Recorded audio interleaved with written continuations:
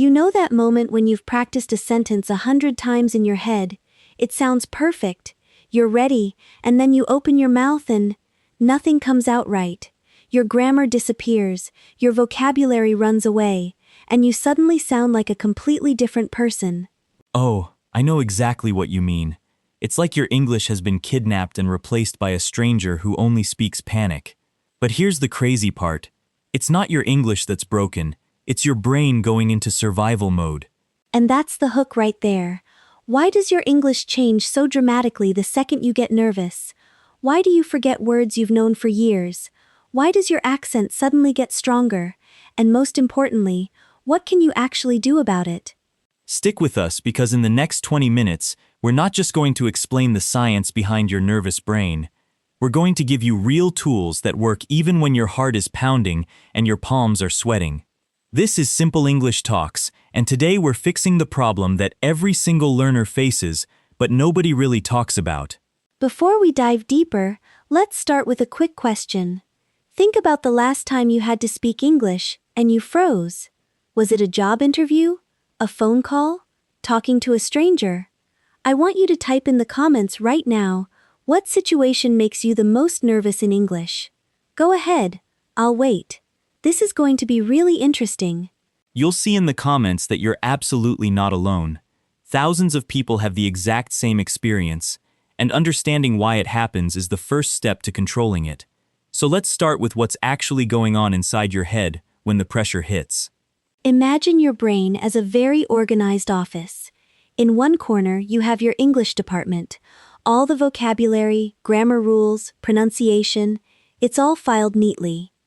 Now imagine a fire alarm goes off. Suddenly, nobody cares about the filing system anymore. The only thing that matters is escape. That fire alarm is what we call the fight-or-flight response, and it literally shuts down the parts of your brain that handle complex language. That's such a good way to explain it. So in that moment, when your boss asks you a question in English, or the immigration officer looks at you, your brain thinks there's a real physical threat. Your body releases cortisol and adrenaline, and those chemicals are terrible for careful, thoughtful speech. They're great for running away from a tiger, but they're absolutely awful for remembering the difference between I have lived and I have been living. Exactly. And here's something most learners don't realize. Your native language lives in a different part of your brain than your second language. Your first language is deeply wired in. It's automatic. But your English is stored in what's called declarative memory, which is much more vulnerable to stress. So when the alarm goes off, the pathway to your English gets blocked, but the pathway to your first language stays wide open. That's why when you're nervous, you start thinking in your native language and then panicking because you can't translate fast enough. Wow! So it's literally a biological traffic jam! And that explains the other thing that happens. The dreaded blank mind. You know, when you're asked a simple question like, "What did you do last weekend?" and you just stare because your brain has decided to go on vacation. That's not you being bad at English. It's your working memory getting hijacked by anxiety. Anxiety eats up your working memory, and working memory is what you need to construct sentences on the fly. Let me give you a concrete example. Without stress, your working memory can hold maybe 4 or 5 pieces of information at once, like the subject, the verb tense, the object, the pronunciation. With high anxiety, that capacity drops to maybe 1 or 2 pieces. So instead of saying, "I went to the park with my friends because the weather was beautiful," your brain can only grab "I, park, friends." And the rest is just panic. And then you feel embarrassed, and the embarrassment makes more cortisol, and the cycle just gets worse. It's what we call the anxiety spiral. The good news is, understanding this cycle means you can break it. And the way to break it isn't by studying more grammar, it's by training your brain to feel safe while speaking English. So that's the foundation. Nervousness isn't a character flaw, and it's not proof that you're bad at English. It's a chemical reaction that can be managed. Now let's get practical. I'm going to give you 3 specific things that happen to your English when you're nervous, and then Smith is going to give you the exact fixes. Yes, and I want you to write these down, or just say them out loud as we go. The first thing that happens is what we call simplification collapse. Suddenly, all those beautiful complex sentences you can write in your notebook are gone, and you can only produce the most basic, childlike sentences. I go shop. I buy food. It good. And inside your head you're screaming, because you know the past tense, you know articles, you know everything, but it just won't come out. I see this all the time with learners who freeze in job interviews. They prepare all these impressive answers, and then, in the chair, they say, I work hard, I like team, I do good job. And afterwards, they feel terrible because they know they sounded nothing like their real level. The gap between what you know and what you can produce under pressure is called performance gap, and it's completely normal. Even native speakers get simpler when they're nervous. They just don't have to worry about grammar because it's automatic. The fix for simplification collapse is counterintuitive. Don't try to force complex sentences when you're nervous. Instead, prepare what I call rescue phrases that are simple but sound natural and confident. Things like, let me think about that for a moment, or, that's an interesting question, I'd say, or, the main thing is. These phrases buy your brain time to calm down and access more language. Oh, that's brilliant, because it also sounds fluent. Saying, let me think about that for a moment, sounds much more professional than blurting out, I don't know. It's a strategic pause that makes you look thoughtful while your brain reboots. Write that down. In the comments, tell me what your go-to rescue phrase is right now. If you don't have one, we'll give you more later. The second thing that happens is accent thickening. Suddenly, your native accent gets much heavier. You might even feel like your tongue is thicker or your mouth is dry. This happens because stress tenses up the muscles in your face, jaw, and throat. English requires very specific mouth positions that feel unnatural to you. And when those muscles tighten, you physically can't form the sounds the same way. I love that you mentioned the physical side. Nobody talks about this. Your voice box literally tightens, your breathing gets shallow, and all of this changes the sound coming out of your mouth. Then you hear yourself sounding different, which makes you more nervous, which tightens everything more. It's another spiral. So the fix has to be physical, not mental. Yes, and the physical fix is simpler than you think. Before a stressful English situation, do what singers and actors do. Take 3 deep belly breaths, not chest breaths, but really low breaths where your stomach moves. Roll your shoulders back. Open your mouth wide a few times like you're yawning. Hum a little bit. This physically relaxes the vocal mechanism and tells your nervous system that you're safe. And during the conversation, if you feel the tension coming back, slow down your speech just a little and take a breath between sentences. Most people speed up when they're nervous, and the accent gets worse. Slowing down by even 10% makes a huge difference. You sound more confident, and your mouth has time to find the right positions. All right, number 3, and this one is really frustrating. Vocabulary evaporation. Words you know perfectly well just disappear. You can see the object in your mind, you know what it does, you might even remember the first letter, but the word itself is gone. This is the working memory hijack we talked about earlier in action. The word is in your brain somewhere, but the retrieval pathway is blocked. Vocabulary evaporation happens most with words you learned later in life and haven't used 1,000 times. The words that are deeply automatic are usually the simple ones, which is why you can still say go and eat, but not consequently, or environment.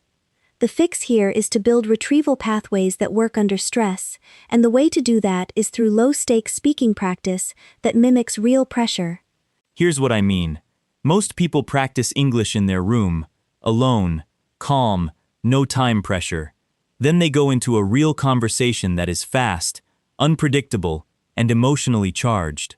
The practice conditions and the performance conditions are completely different. So your brain has never practiced retrieving vocabulary under pressure. You need to deliberately practice with a little bit of stress. Set a timer and force yourself to describe something in 30 seconds. Record yourself and watch it back, which is uncomfortable. Speak to a stranger on a language exchange app.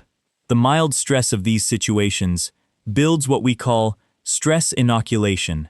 I love that term, stress inoculation. Just like a vaccine, you give yourself a tiny dose of the stressful thing in a safe environment, and your brain learns that it can survive. Over time, the retrieval pathways get stronger and more resistant to cortisol, so your vocabulary doesn't vanish when you need it most. So those are the three big ones: simplification collapse, accent thickening, and vocabulary evaporation.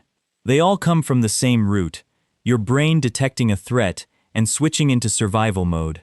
The solution is never just study more or calm down, because telling a nervous person to calm down is like telling a wet person to be dry.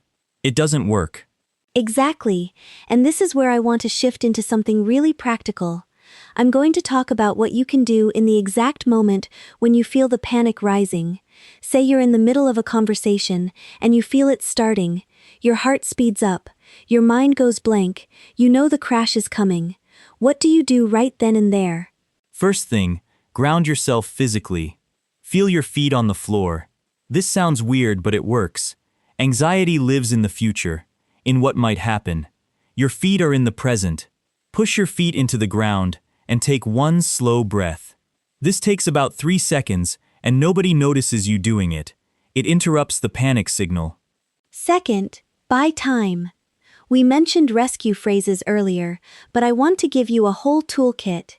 You can say, "Could you say that again, please?" even if you understood perfectly.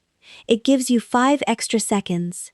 You can say, "That's a great question," and nod, which gives you 3 seconds.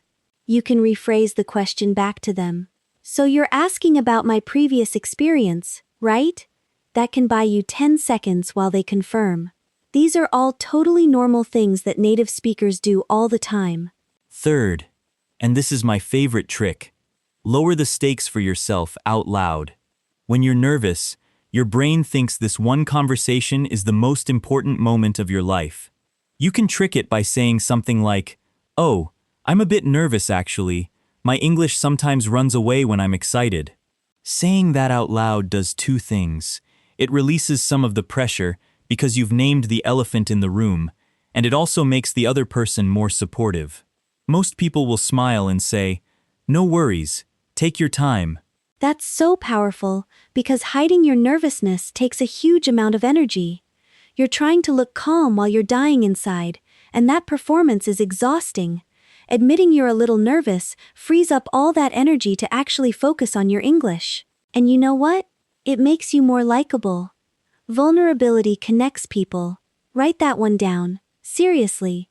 In the comments, tell me if you've ever tried admitting you're nervous in an English conversation and what happened. Now let's talk about something related that I think is really important. Perfectionism. A lot of learners freeze because they have this voice in their head that says, if the sentence isn't perfect, it's not worth saying. That voice is a liar, and it's making your English worse. When you aim for perfect grammar under stress, you overload your brain and everything collapses. When you aim for communication, even messy communication, your brain relaxes, and ironically, your grammar gets better. There's research on this. Learners who are told, "Just communicate your idea, mistakes are fine," perform much better than learners who are told, "Try to be accurate." The accuracy-first instruction actually triggers the anxiety response we've been talking about. So your goal in any real conversation should be connection, not perfection. Did the other person understand your main point? Yes? Then you won. You spoke English successfully. Let me give you a real example. Imagine you're in a coffee shop and you want to order. The perfectionist brain says, "I would like a medium latte with oat milk, please." But you can't remember oat milk. So you panic and say nothing, or you point and feel embarrassed. The communication brain says, "Medium latte. Not normal milk. The oat? Yes, oat milk." It's messy. It's got pauses, but you got your coffee, and the barista doesn't care at all about your grammar. Haha, and the barista has forgotten the interaction 3 seconds later. We hugely overestimate how much other people notice our mistakes. It's called the spotlight effect. You feel like there's a spotlight on you, and everyone is judging your English. In reality, most people are thinking about their own problems, what they're going to eat for lunch, their own insecurities. They're not carefully analyzing your verb tenses. All right, let's move into some common mistakes that nervous speakers make. And I don't mean grammar mistakes, I mean strategic mistakes that make the nervousness worse. The first one is over-preparing scripts word for word. This seems like a good idea, but it backfires. If you memorize a script perfectly, and then one thing changes, one unexpected question, the whole script collapses, and you're left more panicked than if you had nothing. Oh, this is so common for job interviews. People memorize their introduction, and then the interviewer says, "Tell me about yourself," in a slightly different way, and the whole memorized paragraph is gone. Instead of scripts, prepare flexible chunks. Key points you want to mention, useful phrases, but not rigid sentences. It's like having Lego blocks instead of a fixed statue. You can rebuild in real time. Second mistake, avoiding eye contact. When people get nervous, they often look down or away. This actually makes anxiety worse because you're cutting off social feedback. You can't see the other person nodding, smiling, looking confused. That social feedback helps you adjust your speech. Looking at the person's face, even just at their eyebrows if direct eye contact is too intense, keeps you connected and gives you information. Third mistake, and I've done this myself in other languages, apologizing too much. Sorry, my English is bad. Sorry, I can't speak well. Sorry. Every time you apologize, you reinforce to your brain that you're doing something wrong. You're literally training your anxiety. Replace sorry with thank you. Instead of sorry, I'm nervous, say thank you for your patience. It changes the whole dynamic. That is such a reframe. And the fourth mistake is comparing your nervous English to someone else's calm English. You might see another learner who looks relaxed and fluent and think, why can't I be like that? But you don't know what's going on inside them. They might be just as nervous but better at hiding it, or they might have been in English-speaking environments for 10 years longer than you. Compare yourself only to your past self. A month ago, could you have even had this conversation? Probably not. Let's do a quick interactive practice. I'm going to describe some situations, and I want you to choose which response is better, not in terms of perfect grammar, but in terms of managing nerves and communicating effectively. Ready? Situation 1. You're in a meeting, and your boss asks your opinion, but you're panicking. Option A, you stay silent and shake your head. Option B, you say, "Let me gather my thoughts for just a second. I think the main point is..." Clearly, option B is better. It buys time, and it starts with a confident frame. Even if what comes after isn't perfect, you've already sounded professional by pausing intentionally. Your turn. Situation 2. You're on the phone with customer service, and you can't understand the person's accent. Option A, you pretend to understand and hope for the best. Option B, you say, "I'm sorry, I'm still learning English. Could you speak a little slower for me, please?" Option B, absolutely. Pretending is a disaster waiting to happen. Asking for slower speech is completely reasonable, and native speakers ask for it too. It's not a sign of bad English, it's a sign of good communication skills. Situation 3. You're talking to a neighbor and you make a grammar mistake and you realize it immediately. Option A, you stop, apologize, correct yourself, and explain the grammar rule. Option B, you keep talking as if nothing happened because they understood you perfectly. Option B, keep going. Self-correction in the middle of a casual conversation breaks the flow and draws attention to the mistake that the other person probably didn't even notice. If it's a serious misunderstanding, you can clarify, but for small grammar errors, let them go. You're not being graded. Situation 4. You're about to give a presentation in English, and your heart is racing. Option A, you tell yourself, "Don't be nervous, don't mess up, don't forget your points." Option B, you tell yourself, "I'm excited to share this, my body is getting ready to perform, this energy is useful." Option B is backed by science. The physical symptoms of anxiety and excitement are almost identical: racing heart, butterflies, quick breathing. The difference is how your brain interprets them.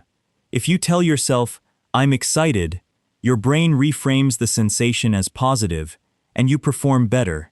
It's called anxiety reappraisal, and it genuinely works.